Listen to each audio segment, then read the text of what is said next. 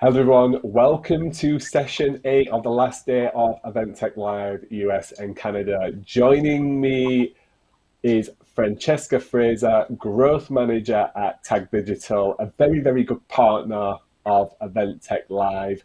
And she's here to discuss the top 5 ways to succeed in event marketing for the rest of 2021 and going into 2022.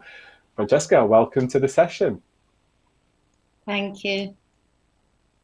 Excited to hear and see your presentation, so I'll hand over to you. The floor is yours. Okay, thanks, Adam. Yeah, as Adam mentioned, I'm Francesca. I work as part of the growth team at Tag Digital. And what we do is we help event organisers reach their goals across events, content, and digital products. So, as Adam briefly touched on there, I'm going to talk about the top 5 ways to succeed in event marketing in 2022. So, we'll look at how to capture good quality leads, nurture them, and convert them. Then we will look at how to generate revenue using both data and digital. Then we'll take a look at how to engage your audience with 365 content campaigns. We'll also take a look at how best to utilize first-party data. And then I'm going to take a look at the benchmarks and show you what's kind of good across all the industries, virtual, VS Live, and any questions at the end. So let's get started. How to capture good quality leads, nurture and convert. So this is the majority of a marketer's #1 challenge, as we all know. Salespeople want more high quality leads that have a better conversion rate into their deal pipeline and more potential customers so that their time and efforts are of good value.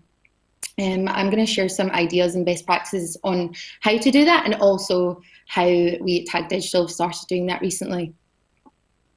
So how to capture good quality leads, nurture and convert. So #1, align sales and marketing. So ensure that you're regularly meeting and talking to one another. One of the biggest challenges that we see with all of our clients is that the sales and marketing teams don't really talk. Like, there's a huge communication barrier between the two areas of expertise. For us at Tag Digital, we actually meet with one another at least once a week. We're talking to each other every single day. The reason why you need to regularly meet is if this is quite obvious, really. If the leads that are coming in are not of good value, then your marketing really needs to be reassessed. #2 would be define qualified leads, marketing and sales. So you could do this through lead scoring. So from 1 to 10, put a score against that lead. Think about, when is that lead ready to be passed from marketing to sales? Have they had enough information and key pieces that really helps them understand what you do? And have they actually engaged with those pieces? You want to be able to score them against what they've actually engaged with, and then they can start moving along that funnel. #3, create a lead nurturing content process. So following on from that lead scoring and the analysis there, you should create a variety of content processes that the leads can be sent. So deciding on what type of content that individual or user or potential lead should be sent, and also how often that you should send this. So that could be like every 3 days, every 7 days, or even every 10 days. Usually initially you would do maybe every 7 or 10 days, and then as you're sending them more information, it could become more regularly, but definitely not every single day. You don't want to potentially spam that potential lead. #4, personalize and educate according to the buyer's journey and pain points, as we call them. So you want to basically really understand your audience. Don't just send out random content to groups. So if you've previously sent out a survey or something like that, you could ask them what their challenge is. You want to tell that lead exactly why they need you and how you can help them overcome their challenge. So one of the things that we always ask our potential clients is, like, what are you struggling to do? Are you struggling to generate new data? Are you struggling to generate revenue? And then we can show them ways on how they can actually do that. #5, build leads and prospects. #6 would be track, measure and qualify, and do that regularly, because if the leads aren't good, as I mentioned before, you want to make some edits to your marketing campaigns. Pick out the hand raisers and do not rely on email marketing. So one of the things that we've actually seen is that you'll see a much higher conversion rate if you personally reach out quickly. In fact, 90% of consumers are more likely to buy from you if they're actually contacted within the first 5 minutes. And then finally, you can convert and nurture now.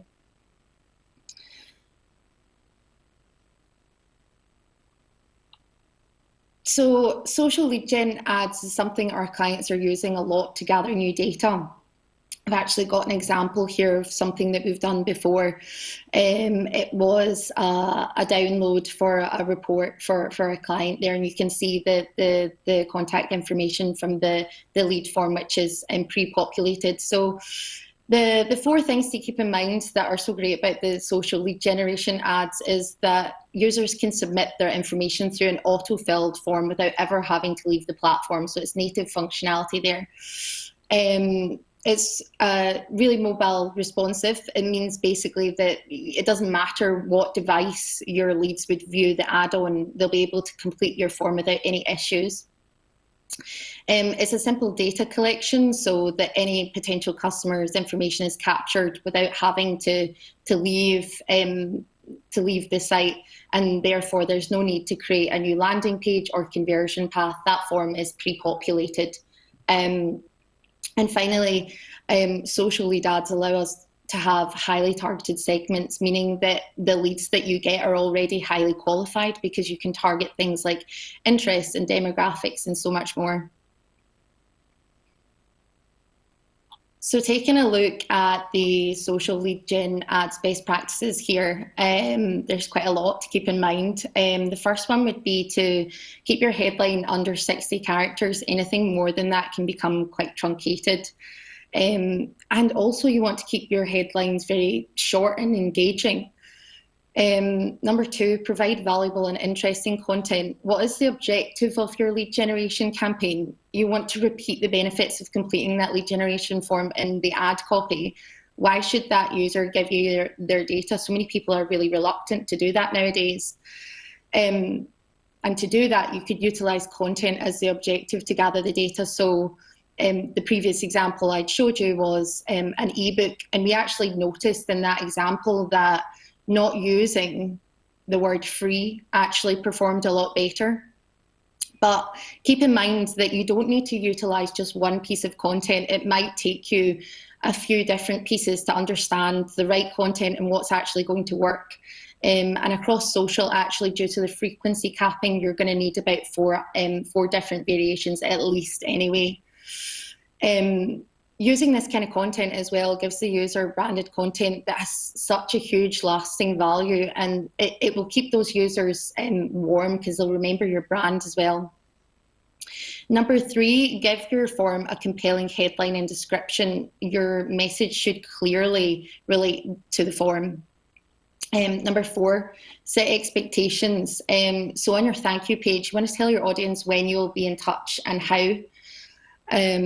Number five, multiple choice questions. These always work the best because they're easy to answer, and members or users or potential leads are much more likely to choose from a drop-down menu, than to write an answer.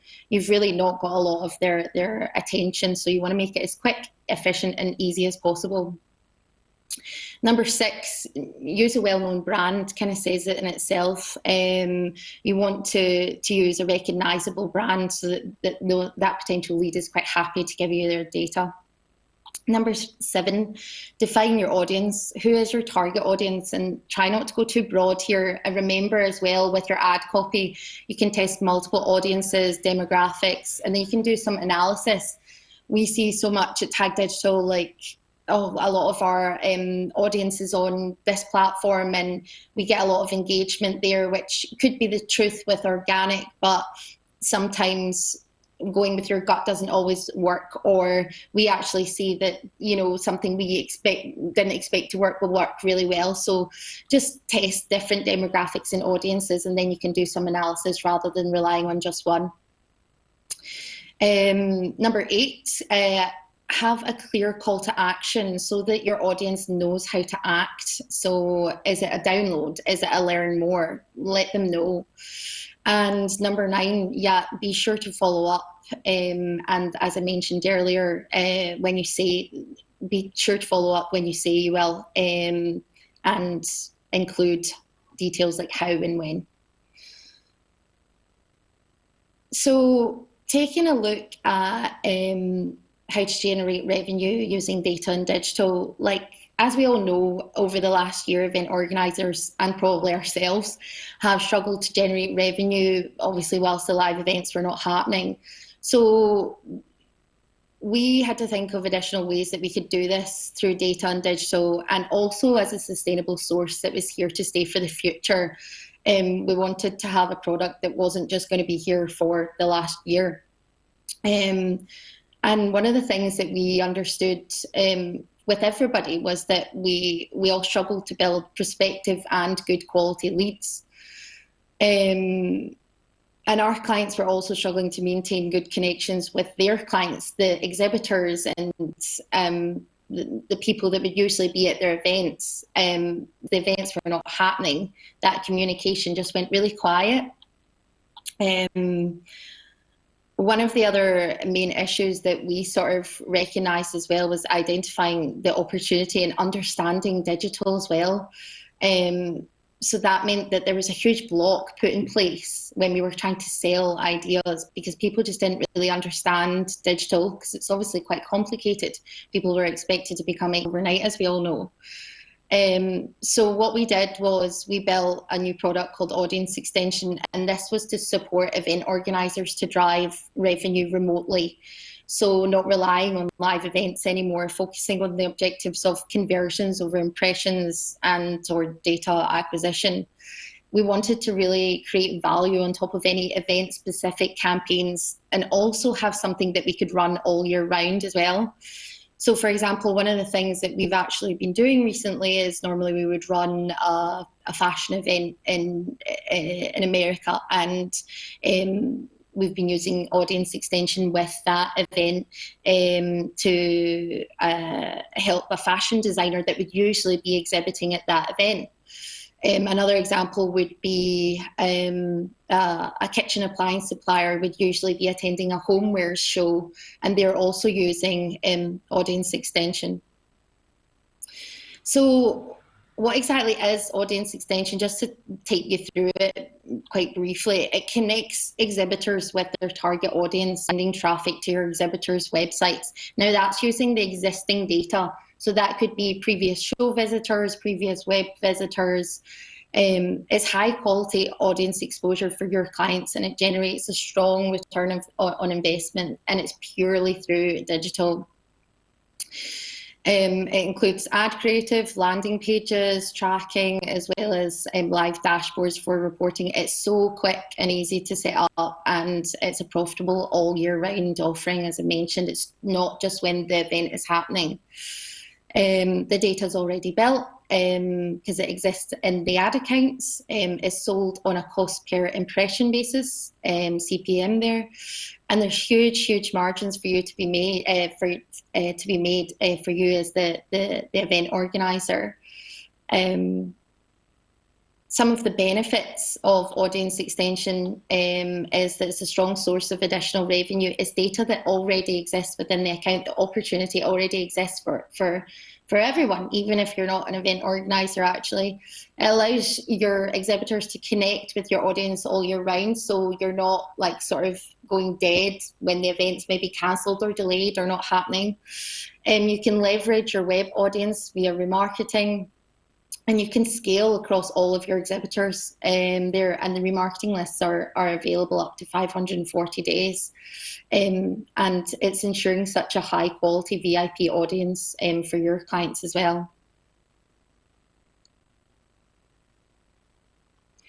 So next we're going to look at engaging your audience with 365 content campaigns. This is something that we're talking about quite a lot with all of our clients, which is really good.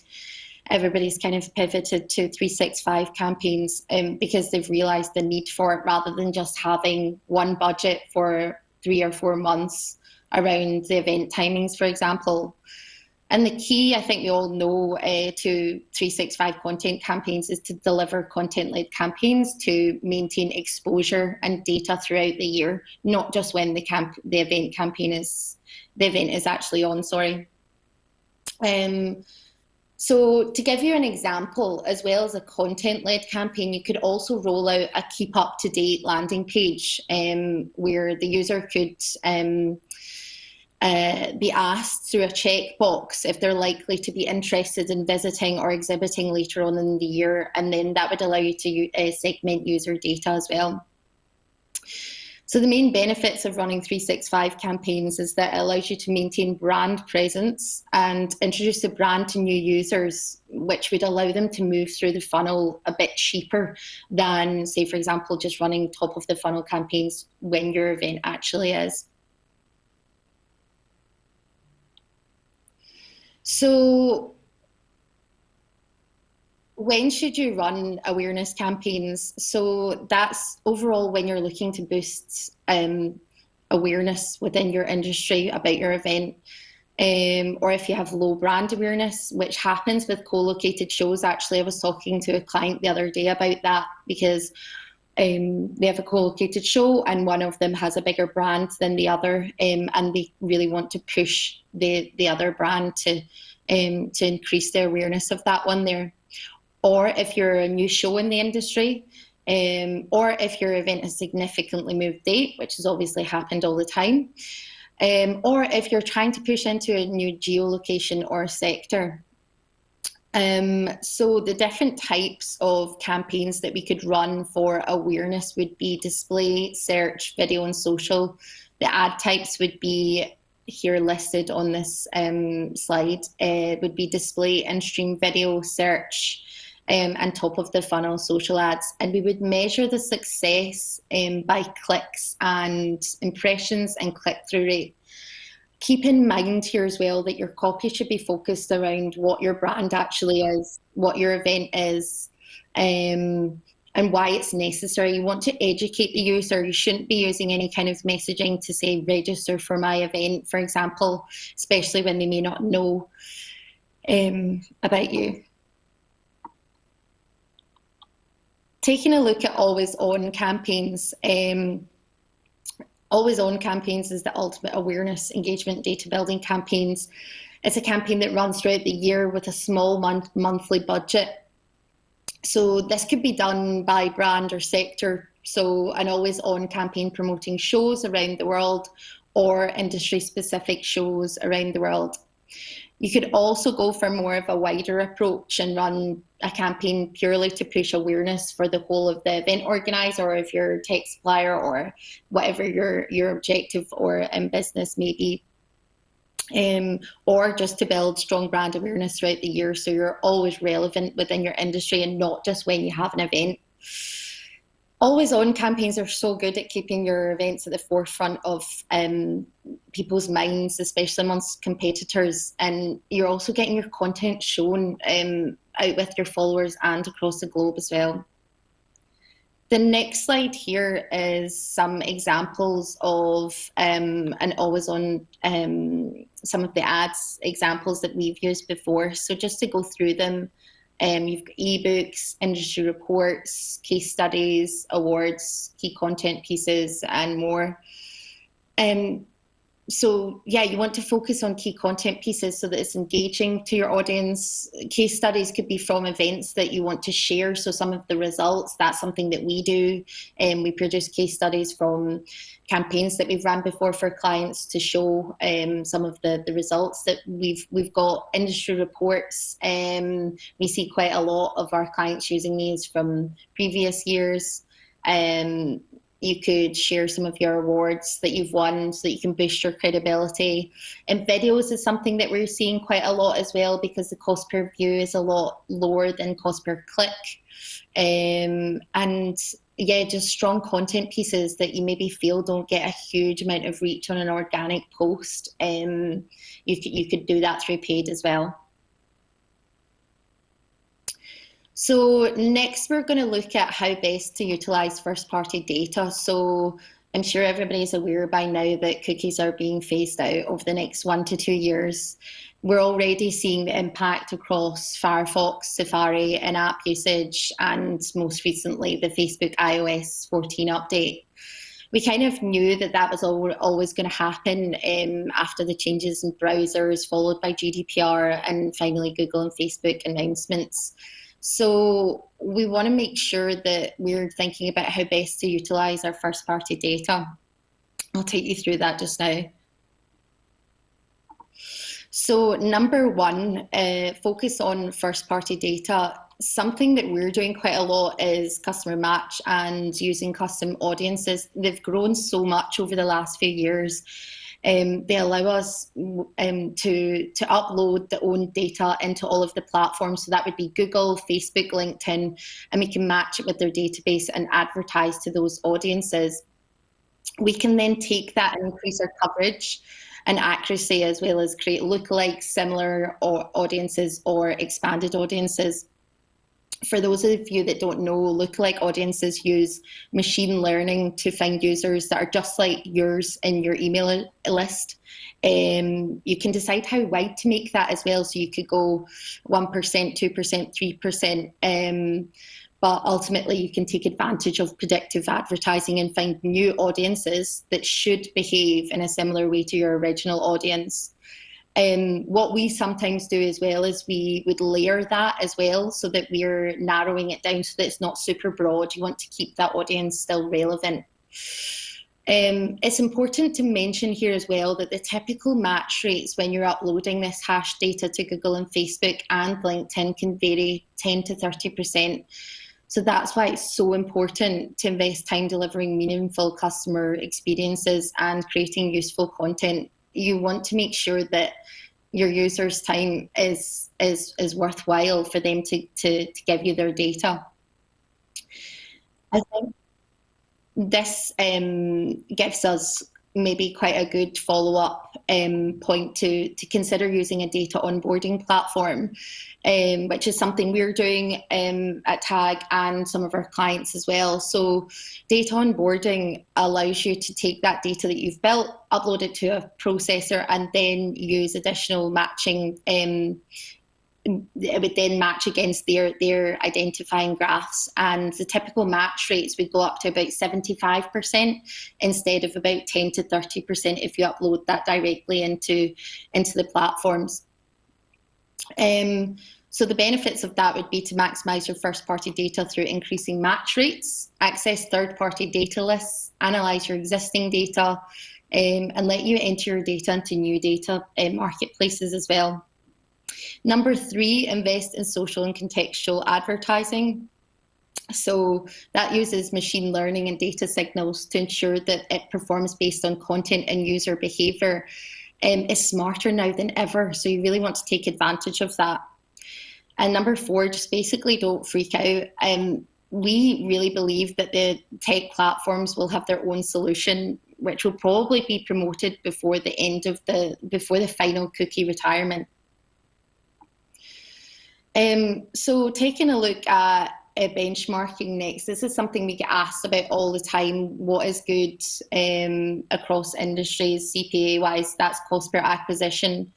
And I know virtual versus live, maybe we've heard quite a lot during this event, is an unfair comparison, but it's always good to have that, especially because if you maybe have a lot of you are maybe moving into a hybrid approach, so you might only have one marketing budget. So here we actually have put in place some benchmarking for you guys to see. This benchmarking is taken from event campaigns, over 100,000 event campaigns that we've ran over the years.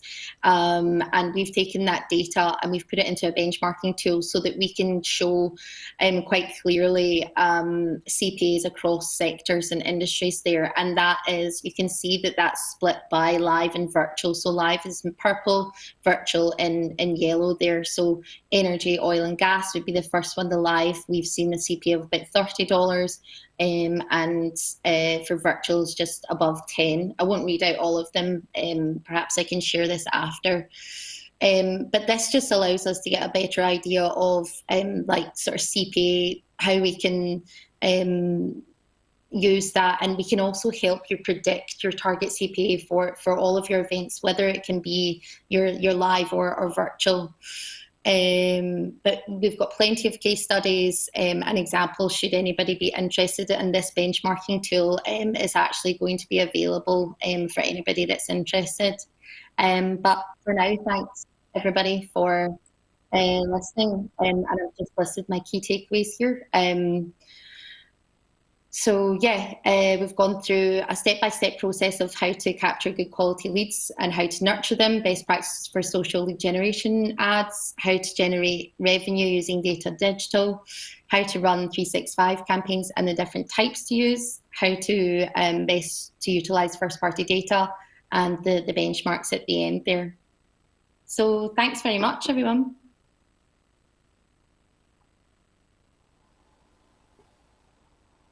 Thank you very much, Francesca, for a very in-depth and detailed presentation. Got a couple of questions here from the attendees. The first one is, what's your thoughts on people pushing marketing through platforms like TikTok and YouTube? And I think the thing that it seems that they've got in common is video platform, right? So more video-focused platforms.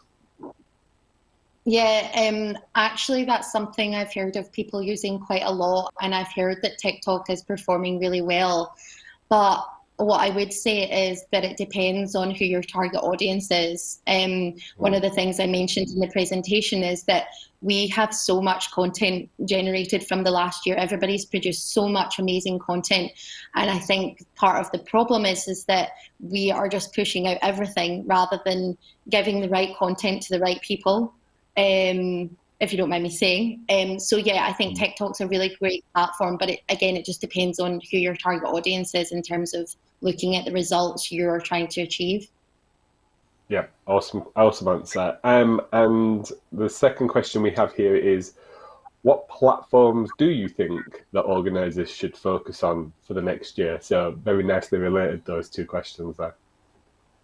Yeah, again, it really depends on your objective. For us at Tag Digital, the best performing platforms would be Google and YouTube. YouTube, you can get a lot of new data, maybe cheaper because the cost per view is a lot lower.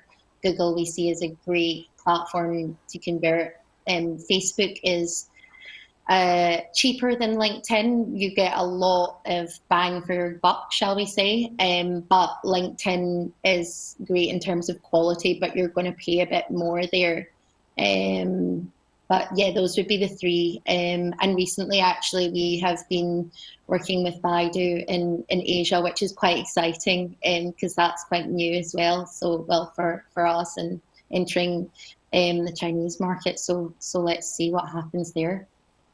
Very exciting. Well, Francesca, thank you very much for coming along and speaking with us at the inaugural EventTech Live US and Canada. I know it's as late for you as it is for me, so we do appreciate it. For any of the attendees watching this now or on demand, please do reach out to Francesca and the team at Tag Digital.